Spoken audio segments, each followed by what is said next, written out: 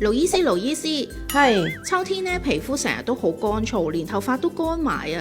中醫咧有咩方法咧可以幫我改善啊？秋天咧就係比較乾燥啲啦。中醫角度嚟講咧，其實係屬於一個燥邪傷津嘅範疇嘅。咁我哋建議翻咧，可以從一個滋陰潤燥、養血生髮嘅角度去調理翻嘅。咁今日介紹翻一個食療俾大家啦，就係一個雪耳紅棗湯啦。咁有雪耳1朵啦，紅棗5粒啦，杞子10粒啦，同埋適量嘅冰糖嘅。咁個做法好簡單嘅啫，就將呢一個雪耳浸開佢啦，切成小塊啦，煲去40分鐘啦。之後咧就加入呢一個杞子同埋紅棗，煲去10分鐘。